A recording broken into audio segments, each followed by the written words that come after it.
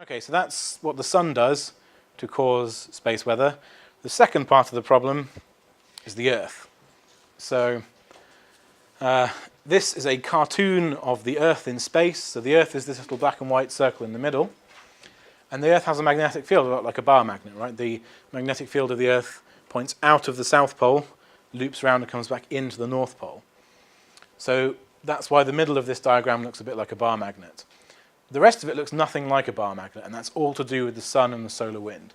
The solar wind is coming from the left-hand side from your perspective, and it's pushing against the front of the Earth's magnetic field. So it squashes in the sunward side, and then it drags out the anti-sunward side, the night side, into a long tail. How and exactly why it does this is a complicated process which we're going to go into a bit now, and it's really the interaction between the solar wind, or CMEs, and the Earth's magnetosphere that causes the biggest hazards for space weather.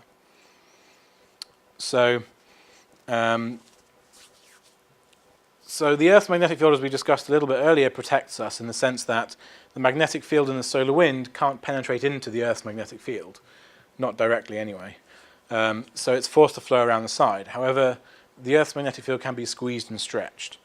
But this protection is not perfect. Just as with the solar flares, if magnetic fields are pointing in opposite directions, when they come together, they can reconnect.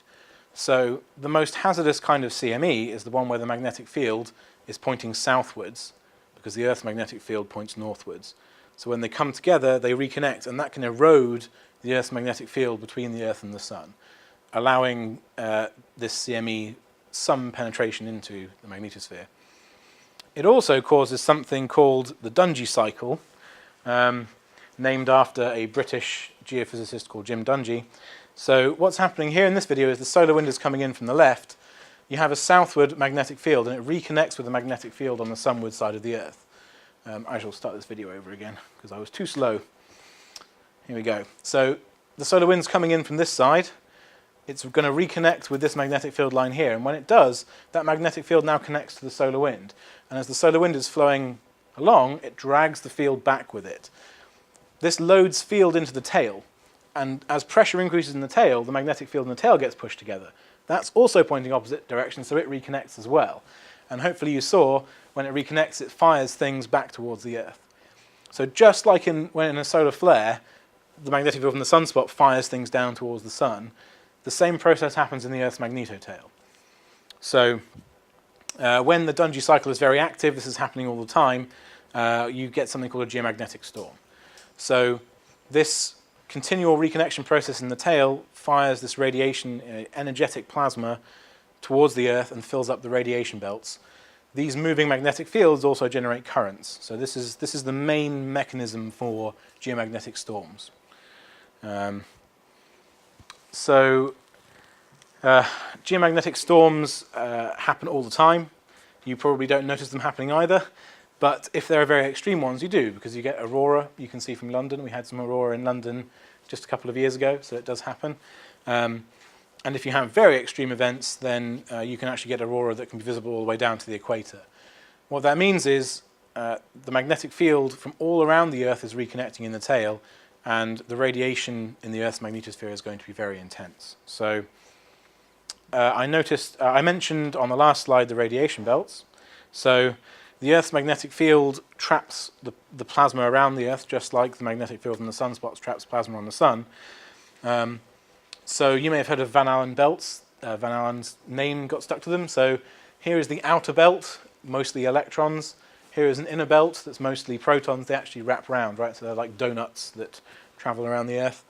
And this is a time history of the number of electrons and the intensity of electrons in the radiation belts over several years.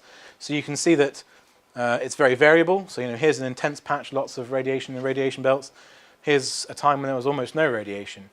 And this filling and emptying of the radiation belts is one of the main impacts of space weather on the Earth.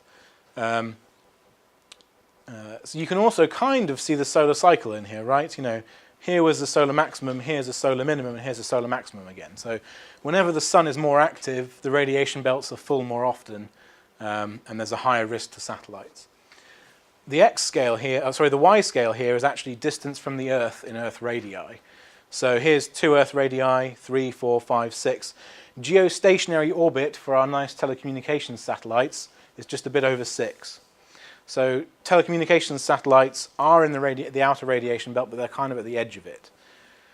GPS satellites orbit between about 2 and 4. So depending on where they are in their orbit, they might be right in the middle of the radiation belt. So what that means is telecommunications satellites, GPS satellites have to be radiation hardened so they can survive these conditions, but also you get more disruption to your satellite service, more interruptions and things like that when there's high geomagnetic activity, so when the sun is more active. The second thing that happens when you have a geomagnetic storm or a solar flare is that the top layer of the atmosphere gets more ionized. So the top layer of the atmosphere is called the thermosphere, and within the thermosphere you have this ionized, or several ionized layers that make up the ionosphere. So whenever there's a solar flare and you get lots of X-rays, the ionized material increases or thickens in those regions. Sometimes that's great. The ionosphere is actually what reflects radio waves. So when there's a big geomagnetic storm, you can sometimes hear people much further away on the Earth on your radio. On the other hand, if you're trying to communicate reliably with the satellite and your radio signals are going haywire, that's not really very helpful.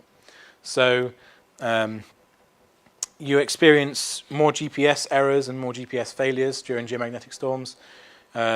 You experience more satellite interruptions during geomagnetic storms and solar flares when the ionosphere is thickened. And I've also heard reports from drone enthusiasts that you fly a drone these days using GPS basically. So beware if you're a drone enthusiast. I have heard someone say that they lost control of their drone and that coincided with the geomagnetic storm. So either they're a terrible drone pilot or this really happened. Yes, so we've talked about that. So geomagnetic storms are coincident with a bright aurora and widely distributed aurora. So the magnetic field lines where that plasma is accelerated towards the sun, that plasma fills up the radiation belts, and then eventually the radiation belts get dumped into the ionosphere. So there's aurora every day, and it's not due to a geomagnetic storm necessarily. But you get very, very bright, very intense aurora when you have this very intense radiation belts and these electrons get dumped into the atmosphere. So here is a photo of some striking aurora. So this is the bottom of the Earth's magnetic field, where the radiation is coming in from the tail and gets deflected down onto the North and South Pole. This is a cartoon of the impacts that these currents can have. So here are your currents flowing in the sky. If you have a changing current, you generate a magnetic field. That magnetic field will then generate changing currents in other things, other conductors. And before humans existed, no one cared, right? But humans have covered the Earth in wonderfully conducting materials for our own purposes. Railways, pipelines, but especially the electrical transmission system. So, this cartoon has a pipeline and an electrical transmission system, and it says GIC, that's ground-induced current. The current itself isn't normally that damaging, but as I said before, it's the safety mechanisms we've installed on our systems, it will trip those out.